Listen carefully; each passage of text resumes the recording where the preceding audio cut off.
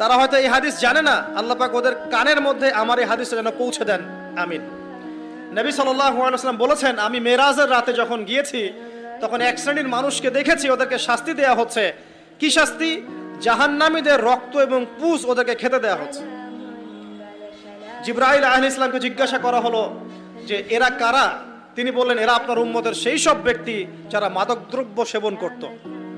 আল্লাহ রাব্বুল আলামিন তার হাবিবের মাধ্যমে জানিয়েছেন, যখন কোনো মুসলিম মাদক সেবন করে বা কোনো ব্যক্তি মাদক সেবন করে তখন 40 দিন তার নামাজ কবুল হয় না।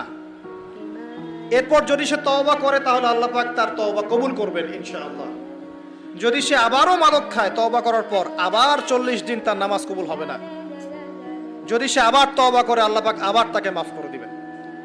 যদি সে আবারও মাদক খায় আবার 40 দিন তার নামাজ কবুল হবে না।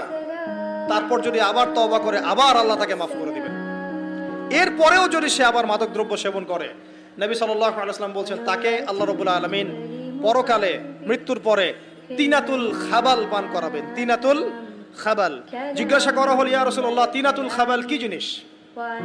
নবী সাল্লাল্লাহু আলাইহি ওয়াসাল্লাম উত্তর দিচ্ছেন, এটা হচ্ছে জাহান্নামীদের রক্ত, মাংস, এগুলো পুড়ে পচে যে রসটা বের হবে, এটা হচ্ছে তিনাতুল খাবাল।